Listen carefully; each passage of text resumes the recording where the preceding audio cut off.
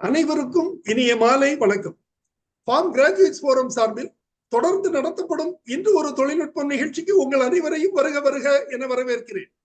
இன்றைய நிகழ்ச்சி நமது குழுவின் மூலம் நடத்தப்படும் 674வது நிகழ்ச்சியாகும். இன்றைய நிகழ்ச்சி தலைப்பு பெனிஃபிட்ஸ் ஆஃப் யோகா, அதாவது யோகாவின் நன்மைகள் என்பது ஆகும். அலை பாயும் மனதை நேர்வழிப்படுத்தும் கலையே யோகா என்கின்றனர். உடலை ஒரு நிலையில் குறிப்பிட்ட நேரம் இருக்க செய்ய உதவும் உடற்பயிற்சியும் அது சார்ந்த நிலைகளையும் குறிப்பதே யோகாசனம் ஆகும். இக்கலை பதஞ்சலி முனிவரால் நம் நாட்டில் சுமார் 4500 ஆண்டுகளுக்கு முன்பே தோற்றுவிக்கப்பட்டு வழி வழியாய் வளர்ந்து வரும் ஒரு ஒழுக்க நெறி ஆகும். 2014ஆம் ஆண்டு முதல் UNO எனப்படும் ஐக்கிய நாடுகள் சபையால் அங்கீகரிக்கப்பட்டு ஆண்டுதோறும் ஜூன் மாதம் 21ஆம் தேதி அன்று உலகம் முழுவதும் சர்வதேச யோகா தினம் கொண்டாடப்பட்டு வருகிறது. இன்றைய நிகழ்ச்சியில் யோகாவின் நன்மைகள் தொடர்பான தகவல்கள் வழங்கப்படுகின்றன. இந்த நிகழ்ச்சியை வழங்கிட சிறப்பு விருந்தினராக இங்கே வருகை புரிந்துள்ளார் கோவை மாவட்டம் கோவை நகரை சார்ந்த திருமதி எம் சாந்தி அவர்கள். திருமதி சாந்தி அவர்கள் கோவை மனவள கலை மையத்தின் பேராசிரியராக 2010ஆம் ஆண்டு முதல் 4வது தேதி வரை பணிபுரிந்து வருகிறார். இந்நிலையில் இவர் 2012 முதல் 2023ஆம் ஆண்டு வரை கோவை வடவள்ளியில் அமைந்துள்ள சின்மய வித்யாலயா பள்ளியில் யோகா ஆசிரியராக பணிபுரிந்துள்ளார். 2013ஆம் ஆண்டில் சிறந்த ஆசிரியருக்கான பெஸ்ட் டீச்சர் அவார்டு என்ற விருதினை சின்மய வித்யாலயா பள்ளியில் பெற்று அதனை தொடர்ந்து 2017ஆம் ஆண்டில் பெர்ஃபார்மன்ஸ் எக்ஸலன்ஸ் அவார்டு என்ற விருதினையும் பெற்றுள்ளார். 2018ஆம் ஆண்டில் பத்மஸ்ரீ நாரம்மாள் அவர்களிடமிருந்து பெஸ்ட் யோகா டீச்சர் அவார்டு என்ற விருதினையும் பெற்ற இவர் சத்குரு யோக வித்யாலயாவில் 2023ஆம் ஆண்டில் பெஸ்ட் யோகா டீம் அவார்டு மற்றும் யோகா சைத்தன்யா அவார்டு ஆகிய விருதுகளையும் பெற்று கௌரவிக்கப்பட்டுள்ளார். இன்றைய நிகழ்ச்சியில் பெனிஃபிட்ஸ் ஆஃப் யோகா, அதாவது யோகாவின் நன்மைகள் தொடர்பான தகவல்கள் வழங்கிட வருகை புரிந்துள்ளார். பாருங்கள், அவருடன் நேர்காணலில் இணைவோம். வணக்கம் திருமதி சாந்தி, எப்படி இருக்கீங்க? நன்றாக இருக்கேன். உங்களை இந்த நிகழ்ச்சி மூலம் சந்திப்பதில் மிக்க மகிழ்ச்சி.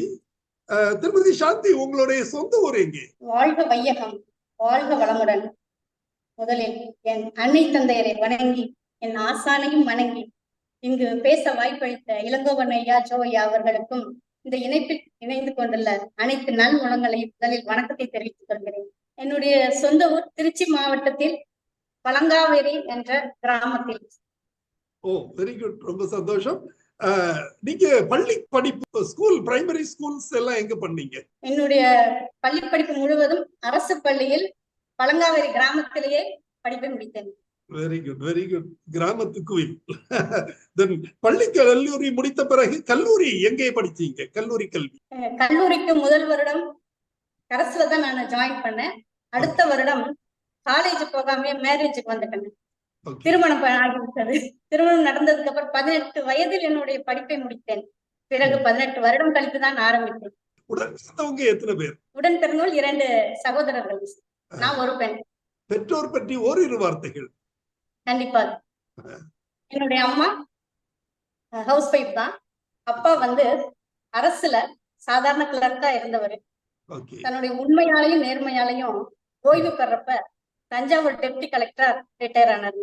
ஓ, சந்தோஷம். அதாவது ரெவென்யூ டிபார்ட்மெண்ட்ல ஒர்க் பண்ணியிருக்காங்க இல்லையா? Very good.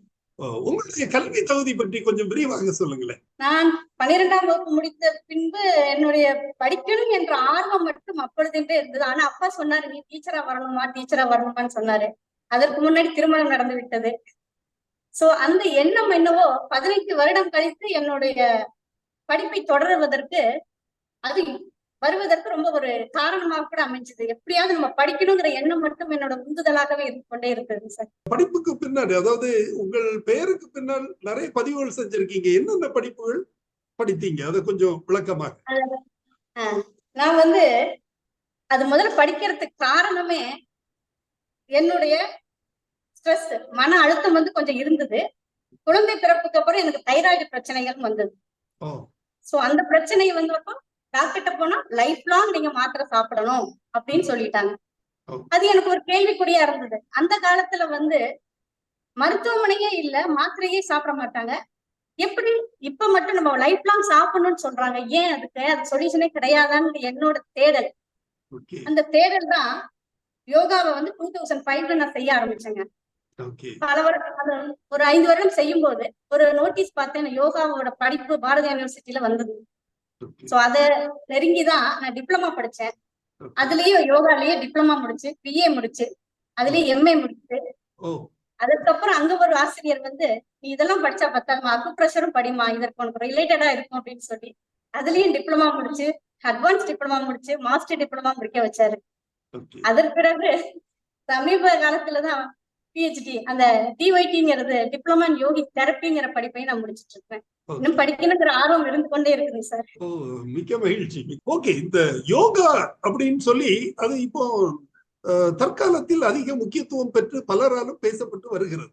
நீங்களும் உங்களுடைய அனுபவத்தை சொன்னீங்க. ஸ்ட்ரெஸ் அல்லது அழுத்தங்கள் காரணங்களை, அந்த பிரச்சனைகளை எல்லாம் இது தீர்த்து வைக்கிறதுக்கு ஒரு வாய்ப்புள்ளதாக தெரிய வருகிறது. யோகா என்றால் என்ன, அது தொடர்பான விளக்கம்? யோகாங்கிறது அது ஒரு எல்லாம் யோகானா இணைதல், புரிதல் அப்படின்னு சொல்லிட்டு இருக்காங்க. ஆனா யோகாங்கிறது நம்மளே திரும்பி பார்க்க வைக்கும். நம்ம உடம்புனா என்ன, மனம்னா என்ன, உயிர்னா என்னங்கிற அந்த தேடல் இருந்து நம்மளுக்குடைய ஒரு சிந்தனையை உருவாக்குனா மட்டும்தான் அந்த யோகத்துக்குள்ளேயே நம்ம வர முடியுங்க. அதுதான் அந்த யோகத்துக்கான அந்த மூன்றையும் இணைக்கும் ஒரு பயிற்சியை தான் யோகான்னு சொல்றாங்க. ஆனா யோகா பண்றப்ப இந்த மூன்றும் இணைந்தால்தான் அது சக்சஸ்ஃபுல்லா அமையும். மிக்க மகிழ்ச்சி. நிகழ்ச்சியை தொடர்ந்து நடத்துமாறு உங்களை அன்போடு கேட்டுக்கொள்கிறேன். வணக்கம். இன்று நம்மளுடைய சிந்தனை யோகாவின் நன்மைகள். யோகாவின் நன்மைகள்னு நம்ம சொல்றதுக்கு முன்னால யோகானா என்னன்னு நம்ம தெரிஞ்சுக்கணுங்க. இப்பதான் இப்ப சொன்னேன் நானு, நம்மளுடைய உடல், மனம், உயிர்ங்கிற அந்த மூன்றும் இணைக்கப்படுற ஒன்று. இந்த யோகத்தை பத்தி நம்ம பேசுறதுக்கு முன்னாலேயே அதனுடைய தோற்றம், யோகா எப்ப தோன்றியது, அந்த யோகா அது தோற்றத்திற்கு அப்புறம் இந்த காலகட்டம் வரை எப்படி மக்களிடையே போய் சேர்ந்து கொண்டிருக்கிறது என்பதை நம்ம பார்க்கணும்.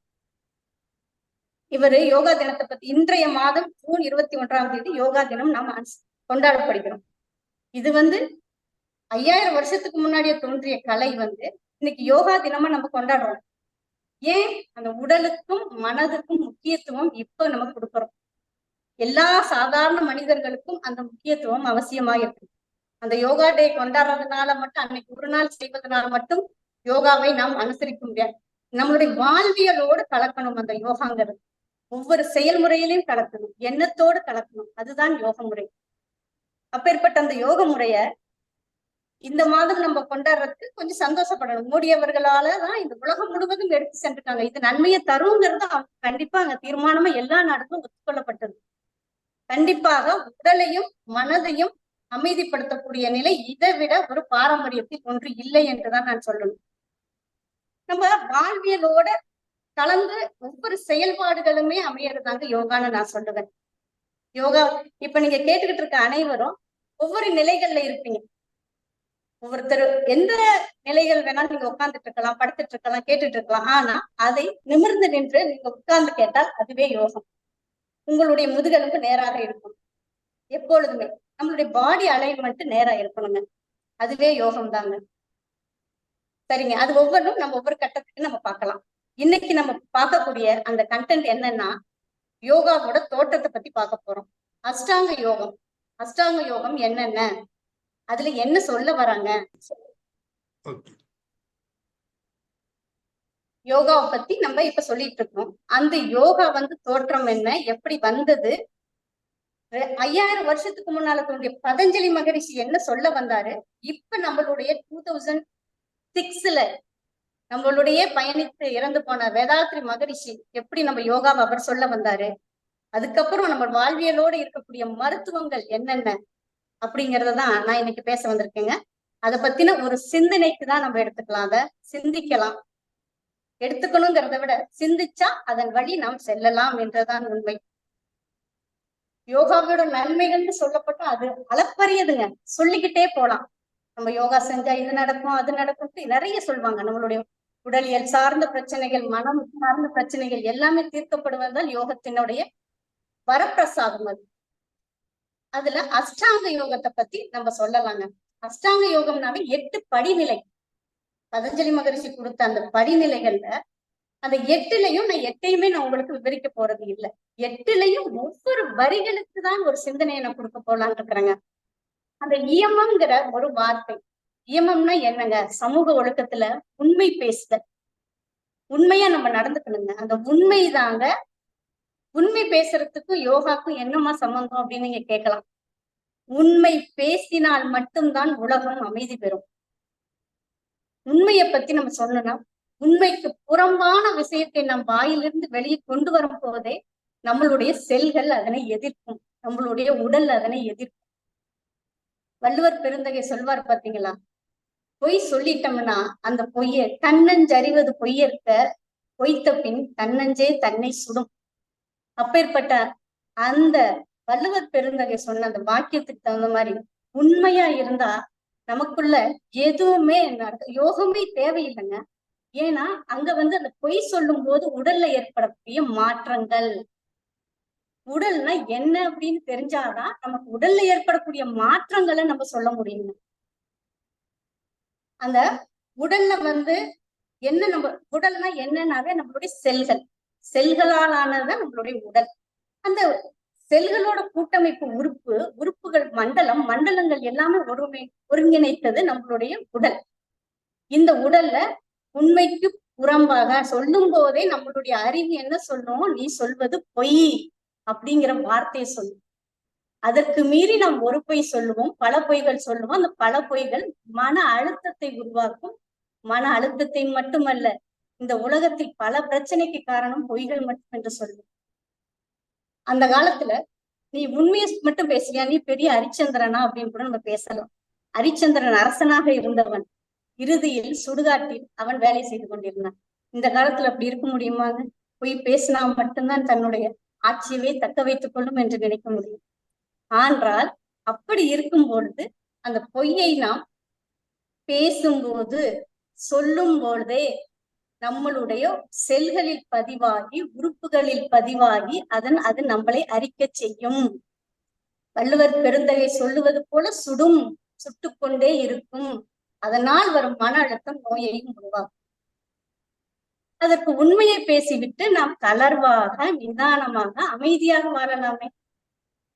இப்பேற்பட்ட அந்த இயமம்ங்கிற ஒரு விஷயத்துல உண்மை பேசுதல் மற்றும் மற்றவர்களுடைய மனதை நம்ம காயப்படுத்தாம வாழணும், திருடாம வாழணும், நிறைய விஷயங்கள் ஒவ்வொருத்தருக்கும் ஒவ்வொரு டாபிக்ல நம்ம பேச ஆரம்பிக்கலாம். அவ்வளவு தேவையில்லை. ஒரு விஷயத்தை வைத்து நம்மளுடைய வாழ்க்கையை தொடரலாம், வாழ்வியலாகவே வைத்துக் கொள்ளலாம். அது ஒன்று.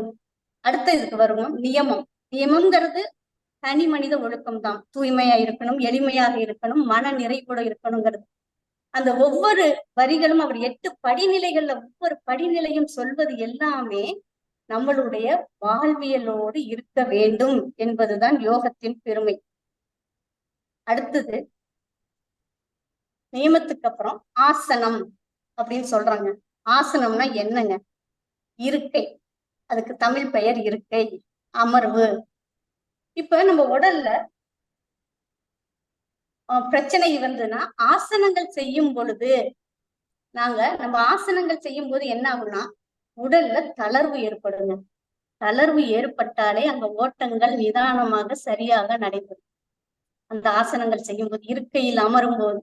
இப்ப சாதாரணமா நம்ம சொல்றோம், உட்கார்ந்து பேசினா பிரச்சனைகள் தீருமப்பா அப்படின்னு சொல்லுவோம். எப்படி தீரும்? குடும்பத்தில உட்கார்ந்து பேசினால் கணவன் மனைவி பிரச்சனைகள் தீரும். பிள்ளைகளிடம் உட்கார்ந்து பேசினால் அவர்களிடம் பிரச்சனைகள் தீரும். 2 ஊர்கள் உட்கார்ந்து பேசினால் ஊர் பிரச்சனை தீரும். நாடுகள் உட்கார்ந்து பேசினால் நாட்டோட பிரச்சனை தீரும். ஆனா யாருமே உட்கார மாட்டோம்.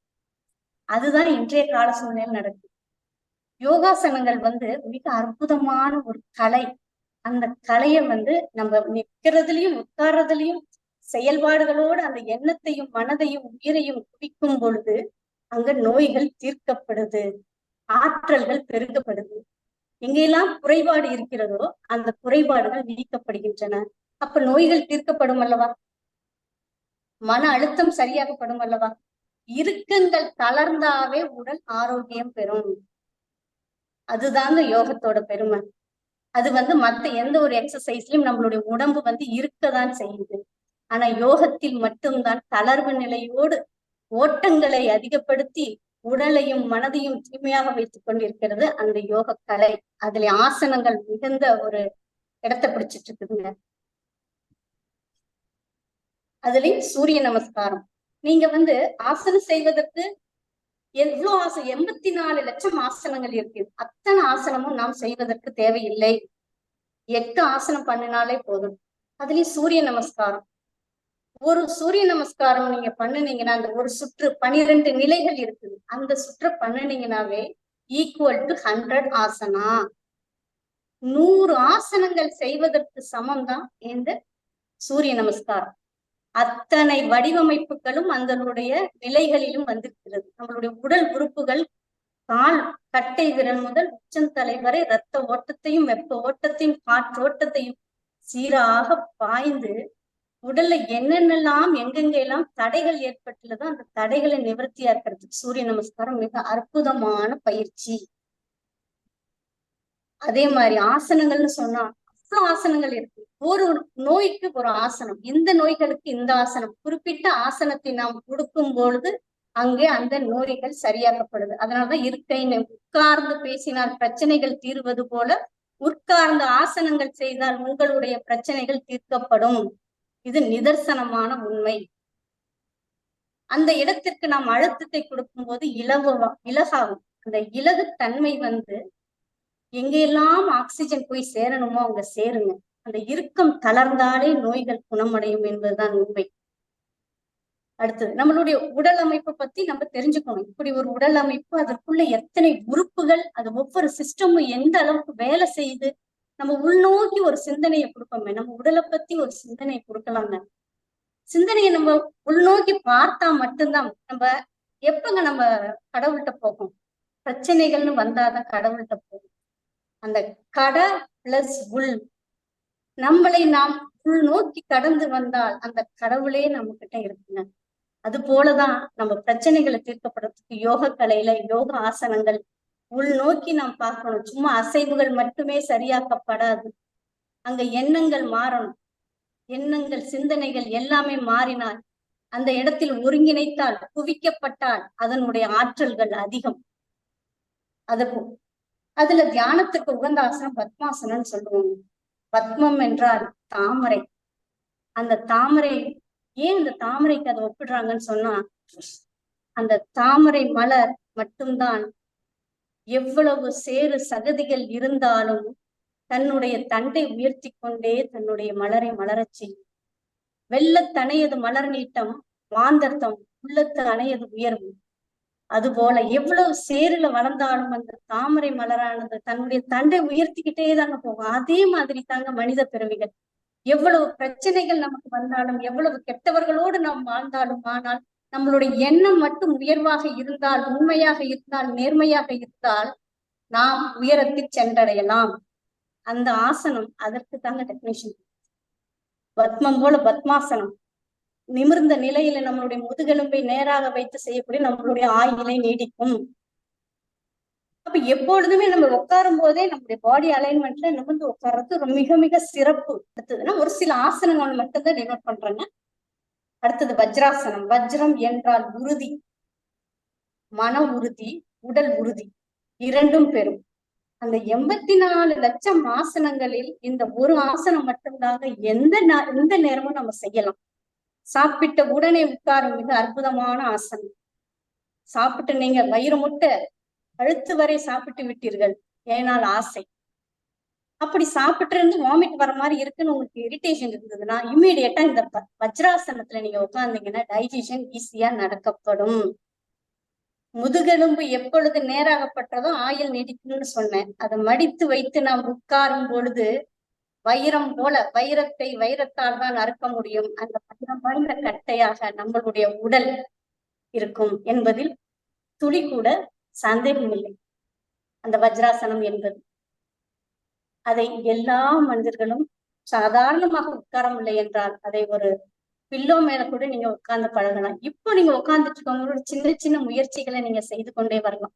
சின்ன சின்ன ஆசனங்கள் அது மாதிரி செஞ்சுக்கிட்டு வந்தீங்கன்னா கண்டிப்பா உங்க வாழ்வியலோட ஒவ்வொரு நொடி பொழுதுமே யோகம் நம்மளுடைய கலக்கிறது. ஆசனங்கள் நிறைய இருக்குதுங்க. அதை அதிகமாக நம்ம சொல்ல முடியாது. படுத்துக்கொண்டு செய்யும் நிலை, நின்ற நிலையில் செய்யும் நிலை, குப்புறப்படுத்த நிலை, மல்லாந்து படுத்த நிலை என்ற பல நிலைகளில் இருக்குது. அதுலயும் நோயை தீர்க்கக்கூடியதற்கு என்று பலப்பட்ட ஆசனங்களும் இருக்கிறது. அத்தனையும் நாம் சொல்வதற்கு நேரம் போதவில்லை. அதனால் அளவாக சொல்லி இதை முடிக்கிறேன்.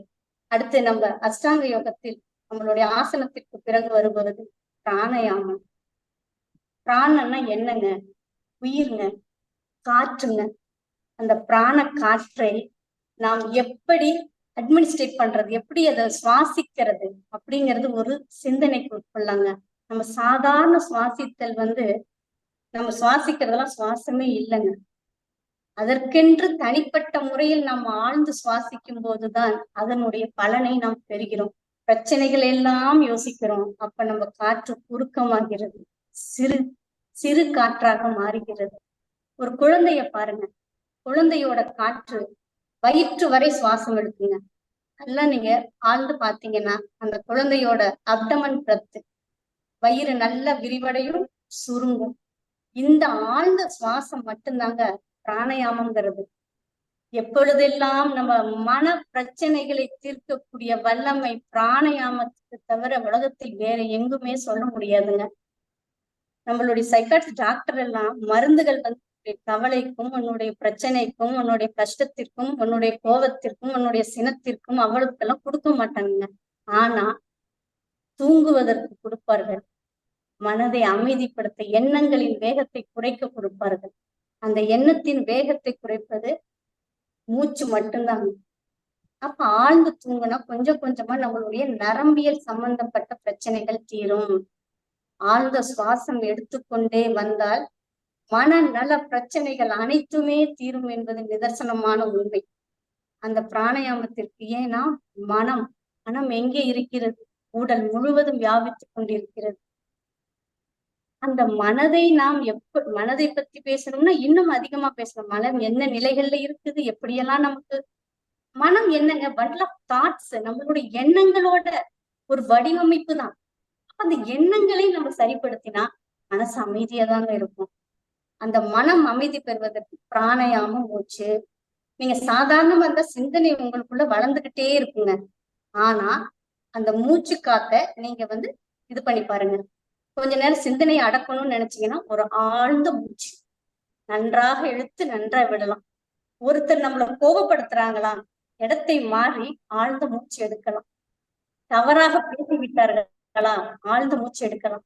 நம்மளுடைய கவனத்தை அவர்களுடைய செயல்களில் கொண்டு செல்வதை விட நம்மளை நாம் திரும்பி கவனித்தால் நாம் அமைதி பெறலாம்.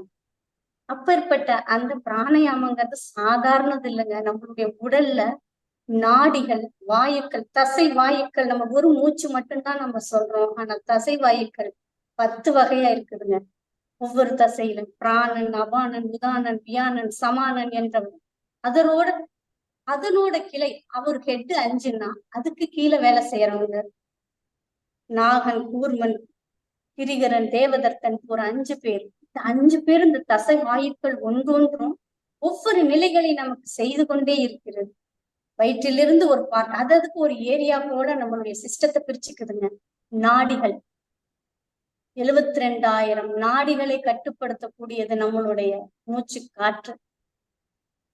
ஓட்டத்தை சரிவர செய்யக்கூடியது நம்மளுடைய மூச்சு காற்று. அந்த 72,000 நாடிகளும் எப்படி நம்ம தூய்மைப்படுத்துவோம்? பிராணயாமத்துல மட்டும்தாங்க தூய்மைப்படுத்த முடியும். காற்று நம்ம ஒவ்வொரு செல்களுக்கும் தேவைங்க. 5 நிமிடத்திற்கு மேல் காற்று மூளைக்கு செல்லவில்லை என்றால் ஒரு மனிதன் மரணத்தை நேரிடுகிறான். அப்பேற்பட்ட அந்த காத்தை நம்ம யாருமே நிர்வகிக்க தெரியலங்க. சாதாரண அந்த காற்றுங்கிறத பல நிலைகளில் அந்த பிராணயாம பயிற்சிகள் இருக்கின்றன. ஒவ்வொரு பயிற்சிக்கும் அளப்பரிய நன்மைகள் இருக்கின்றன.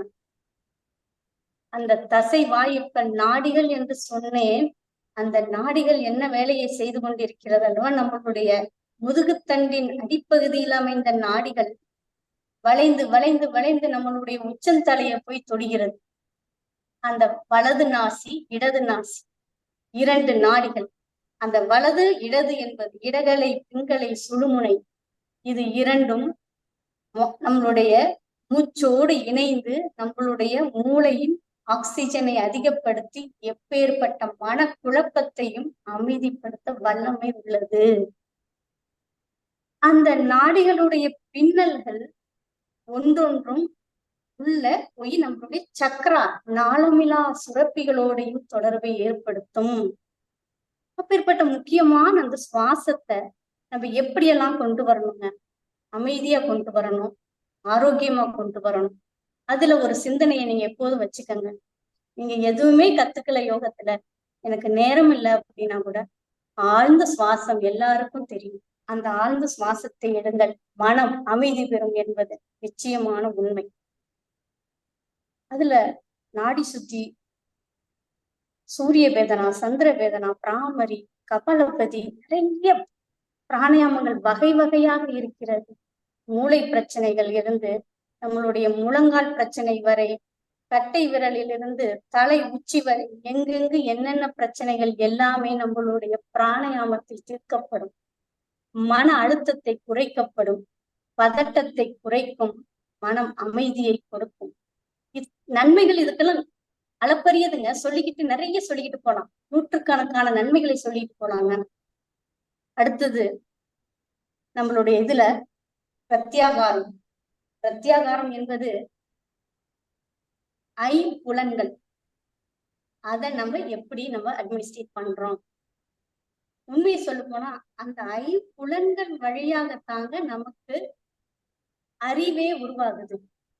கண்ணில் பார்ப்பது, கேட்பது, சுவைப்பது, இது எல்லாமே கேதர் பண்ணி வச்சிருக்கிறது நம்மளுடைய மூளையில். அந்த ஐம்புலன்கள்னாலையும் ஒரு மனிதன் அமைதியும் ஆகிறான், ஆவேசமும் படுகிறான்.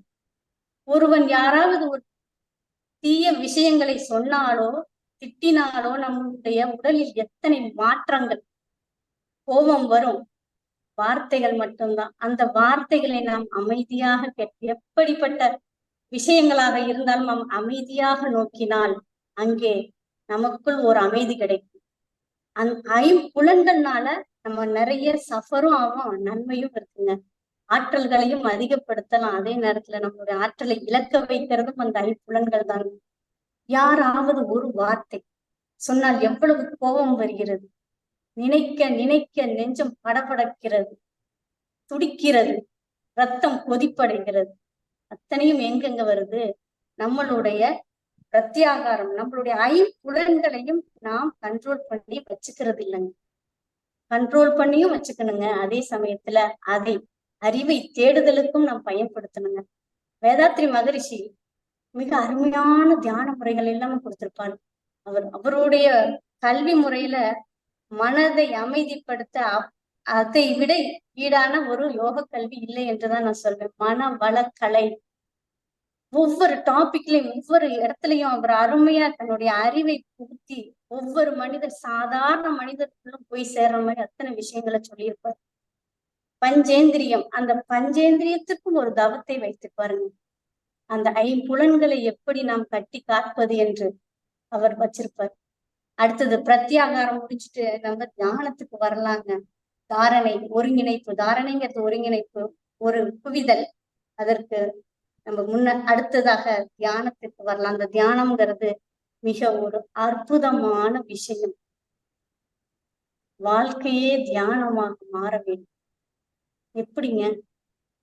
அமைதி, மௌனம், இது எல்லாம் நம்மளுடைய உடல், மனம் எல்லாம் கூட்டு நாம் தியானத்திற்கு குவிக்கலாம். அந்த வேதாத்ரி மகரிஷி அவர்கள் 9 வகையான தியான முறைகளை கொடுத்துள்ளார். அத்தனை தியானமும் எனக்கு பிடிக்கும். ஆனா அதுலயும் ரொம்ப உச்சக்கட்ட தியானமா எனக்கு ரொம்ப பிடிச்சது 9 மைய தியானம். இந்த 9 மைய தியானம்னு நம்ம எதங்க சொல்றோம்? நம்ம உடல்ல அமைதியாக உட்கார்ந்து 9 மையங்களை நாம் தொடும் எண்ண குவியல்கள். அந்த 9 மைய தியானத்தை நான் கொஞ்சம் எக்ஸ்பிளனேஷனா நிறைய கொஞ்சம் விவரிப்பா உங்களுக்கு சொல்லலான் இருக்கிறேங்க. நம்ம உடல் சார்ந்த பிரச்சனை, எனக்கு நான் யோகா பண்ண முடியாது, பிராணாயாமம் எல்லாம் பண்ண முடியாது என்னால அப்படின்னு நினைக்கிறவங்க தியானத்திலையும் தன்னுடைய உடலையும் மனதையும் சரிப்படுத்தி கொள்ளாங்க. எப்படின்னு கேக்குறீங்களா? அந்த 9 மைய தியானம். அந்த தியானம் நீங்க இப்ப உட்கார்ந்து இருந்தா கூட தயவு செய்து நல்லா நிமிர்ந்து உட்கார்ந்துக்கங்க, கண்களை மூடிக்கங்க. நான் சொல்லக்கூடிய ஒவ்வொரு விஷயத்தையும் கொஞ்சம் அந்த சிந்தனையை அந்த இடத்துல மட்டும் வைங்க. அபரிவிதமான ஆற்றல்கள் வரும். ஏன்னா நம்ம எண்ணத்தை எங்க குவிக்கிறோமோ அங்க ஒரு ஆற்றல் அதிகரிக்கும். குவிதல், அதுதாங்க தியானத்தோட முதல் படி. பல சிந்தனைகள், கண்ணை மூடுனாவே 1000 பிரச்சனைகள் வருது. பண்ணுங்க, நம்ம பதிவுகள் தாங்க வெளியே வருது, நம்ம சிந்திச்சது தாங்க வெளியே வருது. அதை நம்ம கண்டுகொள்ளவே வேண்டாம், அது பாட்டுக்கு போயிடும். நம்ம கசமுசன் பயங்கரமா நம்ம உடம்பு நிறைய பேர் கண்ணு முன்னாவே தெரிச்சுக்கிட்டு ஓடி போயிடுவாங்க. ஐயோ வேண்டாம் சாமி, இதுக்கெல்லாம் நான் வரவே இல்லை, கண்ணை திறந்துகிட்டே பண்ணலாம். சுவாசத்தை கவனிக்கலாம், அதுவே மிகப்பெரிய தியானம். உங்களுடைய மூச்சு உள்ளே செல்வதையும் வெளியே வருவதையும் மட்டுமே தியானிக்கலாம். உங்களால் அது முடியவில்லை என்றால் இந்த 9 மைய தியானத்திற்குள் வரலாம்.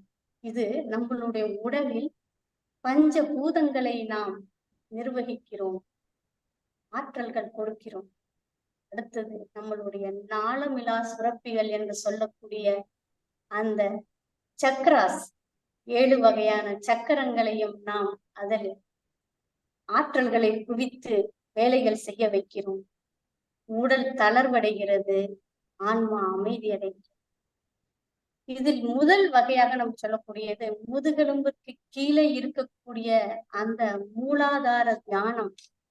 எங்கெங்க இருக்கு மூலாதாரம்? நம்மளுடைய முதுகெலும்பின் அடி பகுதியில் வால் எலும்பில் இருக்கக்கூடிய செக்சுவல் கிளாண்ட் என்று சொல்லக்கூடிய அந்த பால் சுரப்பியில் இருக்கிறது. அதில் நாம் கவனத்தை செல்லும் பொழுது, நாம் மூச்சுக்காற்றை அங்கே இணைக்கும் பொழுது அதன் சுற்றியுள்ள பிரச்சனைகள் அங்கே தீர்க்கப்படும். பெண்களுக்கு உண்டான அனைத்து பிரச்சனைகளும், கர்ப்பப்பை சம்பந்தப்பட்ட பிரச்சனைகளும், நம்மளுடைய மாதவிடாய் சம்பந்தப்பட்ட பிரச்சனைகளும் அங்கே தீர்க்கப்படும். அந்த இடத்துல ஆற்றல் குவிக்கும் போதுங்க, செக்ரீஷன் ஆகாத அந்த நாளமிலா சுரப்பிகள், ஹார்மோன்கள் எல்லாமே எங்கெங்கெல்லாம் அங்க வேலைகள் தடைப்பட்டு இருக்கிறதோ அந்த தடைகள் எல்லாம் நீக்கப்படுதுங்க. அமைதியாக உட்கார்ந்து அந்த மூலாதாரத்தை நாம் நினைவில் கொண்டு கொண்டு இருக்க மனம் அமைதிப்படுவது சாந்தி யோகம். அந்த இடத்தில் தான் வேதாத்ரி மகரிஷி சொல்வார், சாந்தி யோகம் கிட்டும் என்று. சாந்தி என்பது அமைதி. அந்த அமைதிக்கான எல்லை அந்த மூலாதாரம். நிலம், எலிமெண்ட்ஸ்ல நம்மளுடைய நிலம் என்று சொல்வார்கள் அந்த மூலாதார பகுதி. அகழ்வாரை தாங்கும் நிலமோட தம்மை இகழ்வார் பொறுத்தல் தலை. அந்த நிலத்தை நம்ம எவ்வளவு நம்ம நிலத்தை கஷ்டப்படுத்துறோம், ஆனா அமைதியா தானங்க இருக்கு. அது போல அந்த அமைதித்தன்மை நம்மிடத்தில் ஆக்கிரமிக்கும், அதிகப்படுத்தும். அடுத்தது அதற்கு மேல் கொஞ்சம் நம்மளுடைய தொப்புல இருந்து 4 விரல்கள் இறங்கி நீர் மையம், அட்ரீனல், மன பிரச்சனையின் முதல் கட்டம். அட்ரீனல் சுரப்பி சுரந்து ரத்தத்தில் கலந்து மனப்பதட்டத்தை அதிகப்படுத்தி, மனக்குழப்பத்தை அதிகப்படுத்தி எல்லா பிரச்சனைகள் நிம்மதி இல்லாம குழப்பத்தோட சுத்துவாங்க. அந்த நீர் மையத்துல நம்ம கொஞ்ச நேரம் தவத்தை ஏற்படுத்தினால் ஆற்றல்கள் குவிக்கப்படும், எண்ணங்களும் அமைதி பெறும். சிறுநீரக சம்பந்தப்பட்ட பிரச்சனைகள் தீர்ப்பதற்கு இதை விட ஒரு சிறந்த மருத்துவம் இங்கே இல்லை. நம்மளுடைய மெடிடேஷன் மெடிசனை தேவையில்லாத ஆக்கிருங்க. மெடிடேஷன் பண்ணினால் பண்ண முடியும். ஏன்னா நம்மளுடைய கலை அப்பேற்பட்ட கலைங்க. இந்த சுவாதிஷ்டானம் என்கிற அந்த இடத்தில் நீர் மையத்தில் நாம் கொள்ள சிறுநீரக பிரச்சனைகள் நன்றாகவே தீர்க்கப்படும் என்பது உண்மை. அடுத்தது 3வது மையத்துக்கு கொஞ்சம் வந்தா நம்மளுடைய தொப்புள் மையங்க. தொப்புள் மையத்துல என்னங்க இருக்கு? அனைத்து உள் உறுப்புகள் இருக்குங்க. அனைத்து சிறுகுடல், பெருங்குடல், கல்லீரல், கணையம், பித்தப்பை, அனைத்து உறுப்புகளும் உள்ளடங்கிய அத்தனை விஷயங்களும் அந்த நெருப்பு மையம். ஜீரணிக்க வேண்டுமா? அந்த இடம்தான்.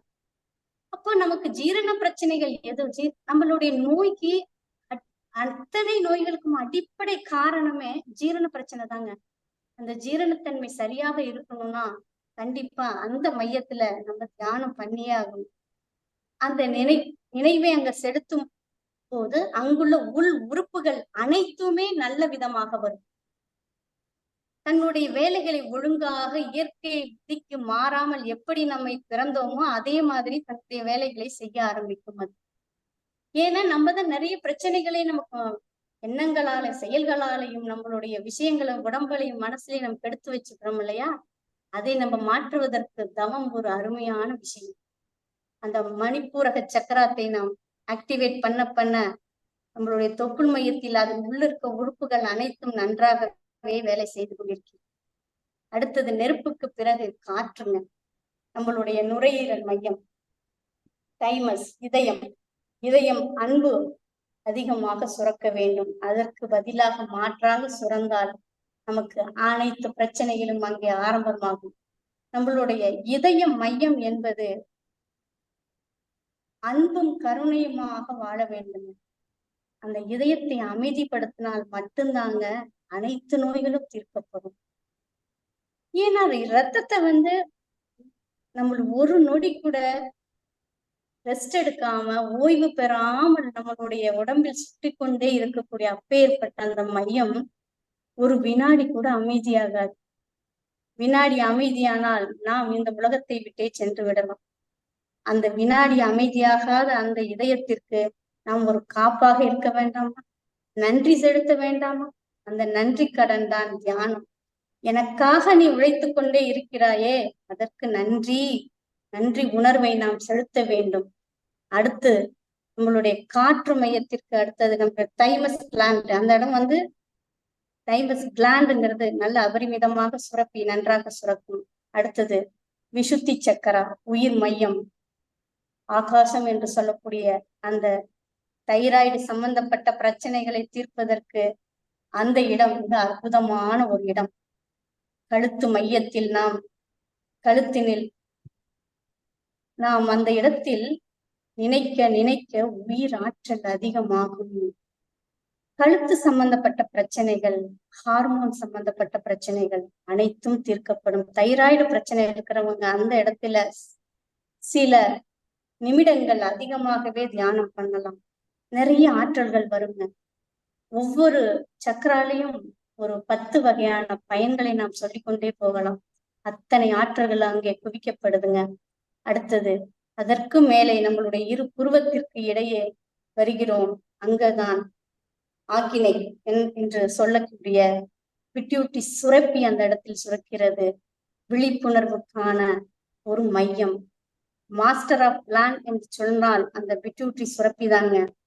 அந்த சுரப்பி சுரந்தால்தான் அந்த சுரப்பி தாங்க எல்லாத்துக்கும் கேட்டு எது சுரக்கணுங்கிறத இங்க எல்லாம் பதட்டப்பட்டு இருக்கும் போது அதுதான் சொல்லும். உடனே நீ போ, அங்க போ, இங்க அட்மினிஸ்ட்ரேட் பண்ணிட்டு இருக்கிறதே அந்த சுரப்பி தாங்க. அதையும் நம்ம விழிப்புணர்வோடு இருந்தால் அந்த ஆக்னா சக்கரம் நம்மளுடைய எண்ணத்தை, விழிப்புணர்வை எப்பொழுதும் அதிகப்படுத்தி கொண்டு. அடுத்து நம்மளுடைய தலை உச்சி, 1000 இதழ்கள் கொண்ட தாமரை என்று சொல்வார்கள். பீனியல் கிளாண்ட் நம்மளுடைய உடலை கண்ட்ரோல் பண்ணுவது. பிட்யூட்டி என்றால் நம்மளுடைய மனதை கண்ட்ரோல் பண்ணுவது அந்த பீனியல் கிளாண்ட். அந்த பீனியல் கிளாண்ட்ல நம்ம ஆற்றல்களை குவிக்கும் போது நம்மளுடைய நரம்புகள், மூளைகள் அனைத்தும் அமைதி அடைகின்றன. அமைதி அடைய நம்மளுக்குள்ள ஒரு ஆழ்ந்த அமைதியை நமக்கு கொடுக்குங்க. நியூரான்கள், அங்க கோடிக்கணக்கான நியூரான்கள் இருக்குது நம்மளுடைய மூளைன்னு சொல்றாங்க. அந்த மூளையில இருக்கக்கூடிய அத்தனை பிரச்சனைகளையும் தீர்க்கும் ஆற்றல்களையும் அதிகப்படுத்தும். அந்த சக்கரால இருக்கக்கூடிய நம்ம சொல்ல இந்த 7 வகையான சக்கரங்கள், 7 மலைகள். இதை நாம் நின்று தவங்கள் செய்தால் 7 மலையான் என்று சொல்லக்கூடிய திருப்பதிக்கு செல்ல வேண்டாம். அந்த திருப்பதியில் இருக்கக்கூடிய அனைத்து வளங்களுமே நம்மள் வரும். இதுதாங்க 7 மலைகளை தாண்டி 7 மலையான் என்று இறைவன் வைத்தார்கள். ஆன்மீகத்துல வைக்கக்கூடிய ஒவ்வொரு கடவுளுக்கும் ஒவ்வொரு சிலை வடிவத்திற்கும் யோகத்திற்கும் நெருங்கிய தொடர்பு இருக்குதுங்க. அதை பத்தி நம்ம நிறைய பேசணும். அது அப்புறம் பேசிக்கலாம். பட் இங்க இருக்கக்கூடிய அந்த விஷயத்துல அந்த 7வது சக்கராவை கடந்துட்டோம். அடுத்தது 8, 9 அந்த 2 சக்கரா எதுக்குங்க? சக்தி களம். நம் உயரத்தில் மேலே செல்ல வேண்டும். பிரபஞ்சம் சுற்றுவதை நினைக்க வேண்டும். அங்க இருக்கக்கூடிய கோள்களை நினைக்க வேண்டும். கோள்கள் சூரியன், சந்திரன், புதன், செவ்வாய், வியாழன், சனி, சுக்கிரன், ராகு, கேது என அத்தனை கோள்களும் பிரபஞ்சத்தில் இருக்கக்கூடிய அத்தனை கோடிக்கணக்கான கோள்களுமே நம் வசப்படுத்துவோம். ஏனென்றால் எங்கு நமக்கு கோள்கள்னால பிரச்சனைனால கிரக தோஷம் சரியில்லைங்க, இவங்களுக்கு பிரச்சனை, எனக்கு பிரச்சனை, குடும்பத்துல பிரச்சனை, தொழில பிரச்சனை, வேண்டாம். கிரகம் சரியில்லை இல்லைங்க, கிரகத்தோடு நம்மளுடைய தொடர்பு சரியில்லை என்றுதான் அர்த்தம். அந்த கிரகங்களோடு நாம் தொடர்பை அமைதியான முறையில் நீ எனக்கு நன்மையே செய்து கொண்டிருப்பாயாக அப்படி என்று அந்த கிரகங்கள் மேலேயே நம்மளுடைய சரணாகதி அடைந்தால், ஏன் நாம் ஜோதிடம் சென்று நம்மளுடைய பிரச்சனைகளை சொல்லி அங்கே நாம் தீர்க்க முடியாமல் நாம் கஷ்டப்படுவதற்கு எங்க இருக்கிறதோ அந்த கிரகங்கள் மேலேயே சரணாகதி அடைந்து நீ எனக்கு நன்மையை செய்து கொண்டு என்னுடைய ஆற்றல்களை அதிகப்படுத்து என்று நாம் கேட்டால் என்னங்க? அத்தனை விஷயங்கள்ங்க நம்ம பிரபஞ்சத்துல கேட்டா கிடைக்குங்க. அடுத்தது இதையும் தாண்டி 9வது களம் ஒண்ணுமில்லாத சிவகளம்.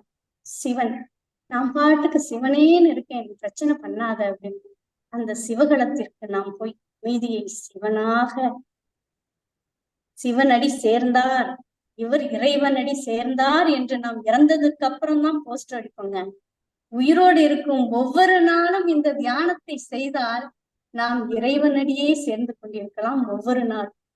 அப்பேற்பட்ட அற்புதமான தியான முறைகள் இதெல்லாம்.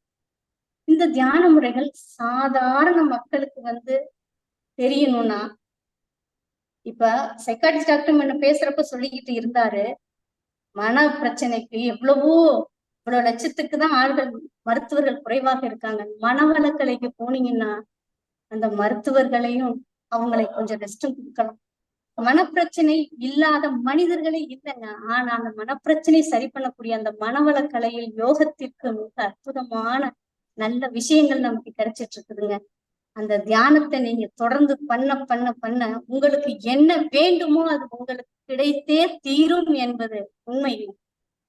இந்த தியானம் எதுவுமே பண்ண முடியலங்க, தியானத்தை பண்ணுங்க, அதுவே உங்களினுடைய உயர்வுக்கு வழிகாட்டு. அடுத்தது நம்மளுடைய பாரம்பரிய முறைகள்ல என்ன முக்கியமான விஷயம்னா முத்திரைகள் சொல்லுவாங்க. நம்மளோட அஷ்டாங்க யோகத்துல அனைத்தும் நமக்கு முடிந்தது. சமாதி நிலை கடை இறுதியாக சொல்வது, நம்ம தியானத்தை முடித்து சமாதி என்கிறத அந்த நம்ம 9வது சொன்ன பார்த்தீங்களா, அந்த அமைதி நிலை. அந்த அமைதி நிலை இறைவனோடு சேரக்கூடிய நிலைதாங்க அந்த சமம் பிளஸ் ஆதி. அந்த ஆதியோடு இணைவதுதான் சமாதி. அது ஒவ்வொரு நாளுமே நாம் அந்த நிலையில் நாம் இறைவனை கண்டு அமைதி பெறலாங்க. இறைவன்கிறது இறைநிலை, இயற்கை, அதை நீங்க எப்படி வேணாலும் வச்சுக்கோங்க. இது மதம் சார்ந்தது அல்ல யோகம். மனிதனுடைய மனிதத்துவத்தை புரிதல் தான் யோகம். முத்திரைங்க அடுத்தது நாம் சொல்லக்கூடிய தலைப்பு. இப்ப முத்திரைங்கிறது நம்மளுடைய ஆற்றல்களை, உடம்பில் உள்ள ஆற்றல்களை வெளிக்கொண்டு வருதாங்க முத்திரை. முத்திரையின் பயன்கள் நம்ம சிலைகள் வடிவத்துல பார்ப்போம். கோயில்கள்ல போனோம்னா சிலைகள் ஒவ்வொன்றும் ஒவ்வொரு முத்திரைகள் இருக்கும். அதை நம்மளுக்கு எடுத்து காட்டுவதற்காக தான் சொல்லியிருக்கு. இப்படி இருக்குது அப்படி இருக்கும்போது நாம் அந்த நிலையில் இருந்தால் என்ன நன்மை கிடைக்கும்? நம் உடலில் உள்ள பஞ்சபூதங்களை நமக்குள் நாம் அதிகப்படுத்திக் கொள்கிறோம், சமப்படுத்தியும் கொள்கிறோம். பஞ்சபூதங்களின் ஓட்டம் ஏற்றத்தாழ்வு ஆகும்போதுதான் அங்க பிரச்சனைகள் ஆரம்பிக்கப்படுதுங்க. அதேதாங்க முதிரைங்களுக்கு சாதாரண மனிதர்கள் படுத்த படுக்கையா இருக்கிறாங்க, அவங்களுக்கு கூட முதிரைகள் வைத்து குணமாக்க முடியுங்க. அவங்க முயற்சி இருக்கணுங்க, பயிற்சி இருக்கணுங்க. முதிரைகள்ல இருக்கக்கூடிய நம்ம பஞ்சபூதங்களையும் சமப்படுத்த ஒவ்வொரு முத்திரைக்கும் நிறைய பலன்கள். உடல் சார்ந்த பிரச்சனைகளுக்கு நிறைய முத்திரைகள் இருக்குதுங்க. மனம் சார்ந்த பிரச்சனைகளுக்கும் முத்திரைகள் நிறைய இருக்குதுங்க. இதுல நம்மளுடைய ஞானத்தை பெருக்கக்கூடிய முத்திரை, ஞான முத்திரை என்று சொல்லக்கூடிய அந்த சின் முத்திரை மிக அற்புதமான முத்திரை. மனதை அமைதிப்படுத்தினால் அனைத்தும் நம் வசம். நம்ம தியானத்திற்கு ஒரு முத்திரை கொடுப்போம். அந்த முத்திரை தாங்க சின் முத்திரை, ஞான முத்திரை என்று சொல்லுவோம். நம்மளுடைய கைகளை ஆள்காட்டி விரலையும் கட்டை விரலையும் சேர்த்து வைக்கணுங்க. மற்ற விரல்கள் நீட்டி இருக்க வேண்டும். ஏன் நீட்டி இருக்கணும்? பிரபஞ்ச சக்தி மற்ற விரல்கள் வழியா ஆண்டனா மாதிரி நம்மளுடைய உடலில் உள்ளே புகுந்து எங்கு குறைபாடு இருக்கிறதோ அந்த குறைபாடை நிவர்த்தி பண்ணுங்க அந்த இடத்துல. அதுதாங்க முத்திரையோட மிக சிறந்த பலன்கள்னு நம்ம சொல்லலாம். இத்தனை விஷயம் கொண்ட பாரம்பரிய விஷயத்தில் ஆனா நம்ம யாருமே அந்த இடத்துக்கு போறது இல்லைங்க. நம்ம உடலை பத்தி, மனசை பத்தி, உயிரை பத்தி சிந்தனை ஆற்றல் அதிகப்படுத்தினா மட்டும்தான் ஏன் இயற்கை வழியில் நாம் அதை தீர்த்து கொள்ள முடியாது அப்படின்னு நம்ம நேர்மறை ஆற்றல்களோட எதையுமே அணுகணுங்க. எண்ணங்கள் நேர்மறையா இருந்தாலே நோய்கள் இல்லைங்க. நம்மளுடைய மனமே அமைதியாக இருக்கும் என்பது நிதர்சனமான உண்மை. நேர்மறை ஆற்றலுக்கு அத்தனை அற்புத பலன்கள் உண்டு. இப்பேற்பட்ட அந்த முத்திரைகள் நம்ம நின்று கொண்டும் செய்யலாம், உட்கார்ந்து கொண்டும் செய்யலாம், படுத்து கொண்டும் செய்யலாம். நம்மளுடைய பாரம்பரியத்துல அத்தனை விஷயங்கள் நம்ம எளிமைப்படுத்தி எளிமைப்படுத்தி எளிமைப்படுத்தி கொடுத்திருக்கிறாங்க. அந்த எளிமையை நம்ம யாரும் கொட்டி கிடக்கிற அந்த குவியல்களை எடுக்க மறுத்துள்ளோம், மறந்தும் உள்ளோம். அடுத்தது இன்னொரு ஒரு பாரம்பரியத்துல நம்மளுடைய அக்கு பிரஷர் அந்த காலம் முதலே இந்த காலம் வரையும் இதுக்கு மருந்தில்லா மருத்துவங்கள். இது எல்லாமே மருந்தில்லா மருத்துவத்துல நுண்ணழுத்த சிகிச்சை, அக்கு பிரஷர். இப்ப நம்ம கொடுத்த அந்த பிக்சர்ல நீங்க பாருங்க, நம்மளுடைய உடல் பகுதி உள்ள இருக்கக்கூடிய உறுப்புகள் அனைத்தும் நம்மளுடைய உள்ளங்கையில் அடக்கம். வலது கை, இடது கை, வலது கால், இடது கால், இரத்த ஓட்டம், நரம்புகள் எல்லாம் முடிவடையக்கூடிய இடம் நம்மளுடைய கை விரல்கள், கால் விரல்கள்ங்க. இப்ப எப்படி சுவிட்ச் இங்கே போட்டா ஃபேன் அங்க ஓடுதுன்னு சொல்றோமோ, அதே போல நம்மளுடைய அழுத்தம் இங்கே கொடுக்கும் போது அதன் சம்பந்தப்பட்ட உறுப்புகள் நன்றாக தன்னுடைய இயக்கத்தை இயக்கிக் கொண்டே இருக்கும். இப்ப சாதாரணமா இப்ப இருக்கக்கூடிய அந்த பாயிண்ட்ல நீங்க ஒண்ணுமே பண்ண வேண்டாங்க. சாதாரணமா நீங்க அழுத்திக் கொண்டே உங்களுடைய கைகளை வரும்போது எங்கே கொஞ்சம் அழுத்தும் பொழுது உங்களுடைய வலி அங்கே உங்களுக்கு தெரிவிக்கிறதோ அங்க அழுத்தம் ஒரு 60 வினாடிகள், ஒரு நிமிட காலம் உங்கள் அழுத்தத்தை 60 முறை கொடுத்து பாருங்கள். இதை தொடர்ச்சியாக உங்களுடைய அழுத்தத்தை கொடுத்து கொண்டே வரும் பொழுது அந்த வலிகள் 15 நாட்களில் நீக்கப்படும். அங்க ஓட்டங்கள் சீர்படுத்தப்படும். அனைத்தும் அமைதியாகும். கண்டிப்பா முடியுங்க. முயற்சி பண்ணினா முடியுங்க. அந்த இடத்துல நம்மளுடைய ஆற்றல்களை அதிகப்படுத்த நம்மளுடைய பாரம்பரிய யோகால இன்னும் எவ்வளவோ விஷயங்கள் இருக்குங்க. உணவு முறை இருக்குதுங்க. உணவு முறையிலே நம்மளுடைய நோயை குணப்படுத்தலாங்க. ஆரோக்கியமா வாழணும், முழுமையா வாழணும். இந்த கல்வி முறைகள் எல்லாம் குழந்தைகள்ல இருந்தே பதிய வைக்கணுங்க. குழந்தைகள் ஸ்கூல்ல 1 மணி நேரம் பீரியட்ல செய்யறதுனால பலன்கள் இல்லை. அதை ஒவ்வொரு நாளும் இங்கு ஒவ்வொரு மாணவ செல்வங்கள் சமுதாயத்தை நாம் கொண்டு செல்லணுங்க. அந்த குழந்தையிலிருந்து அந்த 8 வயதிலிருந்து ஒருவர் யோகாவை செய்து கொண்டு வந்தால் அந்த குழந்தை பெரியவனாலும் அவனை மாற்றுவதற்கு யாராலும் மிக அற்புதமான மனிதனாக வருவான். சமுதாயம் நன்றாக மாறும். இத்தனை மாற்றத்திற்கு உள்ள இந்த யோக பயிற்சி ஒவ்வொரு நாளும் ஒவ்வொருத்தரும் தினந்தோறும் ஏதோ ஒரு பயிற்சியை நாம் செய்து கொண்டே வாழ்வியலோடு இணைக்க வேண்டும். எப்படி நாம் குளிப்பது தினந்தோறும் ஒரு பழக்கமாகி வைத்துக்கோமோ, எதுவுமே ஒரு பழக்கம் தாங்க. ஒரு போன வாரம் நான் கேட்டப்ப சொன்னார் அவரு, 40 நாள் இருந்தா பழக்கம் ஆகுங்க. பழக்கம் நம்ம பர்சனாலிட்டியா மாறிடுங்க. அந்த பழக்கத்துக்கு உட்பட்டது தாங்க நம்மளுடைய யோக முறை. அந்த பயிற்சியை நீங்க தொடர்ந்து பண்ணிக்கிட்டே வரணும். டைம் இல்லை அப்படிங்கிற விஷயத்துல நீங்க சொல்லவே வேண்டாம். தயவு செய்து இந்த யோக கலையில எது உங்களுக்கு நிற்கும் போதும் நேராக நிற்கலாம், உட்காரும் பொழுதும் யோகத்தில். இப்போ ஒரு பஸ்ல போயிட்டு இருக்கிறோம், ஒரு டிராபிக்ல இருக்குது, ஏன் நமக்கு நாமளே நம்மளோட மன அழுத்தத்தை அதிகப்படுத்திக்கணும்? அந்த நேரத்துல ஒரு முதிரை பண்ணுங்க, இல்ல ஆழ்ந்த சுவாசத்தை பண்ணுங்க, இல்ல அக்கு பிரஷராவது பண்ணுங்க. எந்த இடத்திலெல்லாம் நேரம் கிடைக்கிறதோ அங்கெல்லாம் யோகத்தை புகுத்தலாம். உட்புகுத்தி உங்களுடைய உடலையும் மனதையும் ஆரோக்கியத்திற்கு இட்டுக் கொள்ளலாம். இதுதான் யோகத்தோட மகிமைங்க.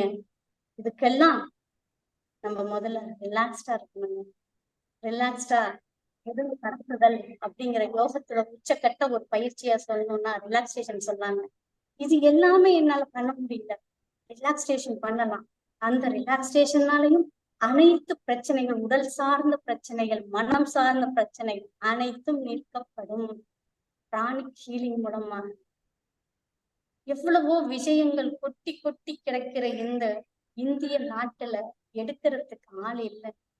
ஏன் இனி வரும் சமுதாயத்தில் இருக்கும் ஒவ்வொரு சிறு மாணவர்களிலிருந்து இதை ஒரு வாழ்க்கையாகவே ஒட்டி கொண்டு வந்தால் அவர்கள் உயரத்தை அடையலாம். சமூகம் நன்றாக இருக்கும், உலகம் அமைதியாக வாழும் என்பது நிதர்சனமான உண்மை. இப்பேற்பட்ட இந்த யோக கல்விக்கு, யோகத்துக்கு நம்ம கண்டிப்பா உள் புகுந்தால் மட்டும்தாங்க அதை நம்ம அனுபவிக்க முடியும். யோகத்தோட நன்மையை நான் சுருக்கமாக அதை நான் வரிகளாக சுருக்கமாக சொன்னேன். அனைத்தும் உங்களிடம். நன்றி திருமதி சாந்தி, உங்களுடைய தகவல்களுக்கு மிக்க நன்றி. இதுவரை பெனிஃபிட்ஸ் ஆஃப் யோகா, அதாவது யோகாவின் நன்மைகள் தொடர்பான தகவல்கள் வழங்க கேட்டோம். வழங்கியவர் திருமதி எம் சாந்தி, யோகா பேராசிரியை, கோவை. இன்றைய நிகழ்ச்சியத்துடன் நிறைவு பெறுகிறது. இன்னொரு நிகழ்ச்சியில் நாளை இரவு சந்திக்கலாம். நன்றி, வணக்கம்.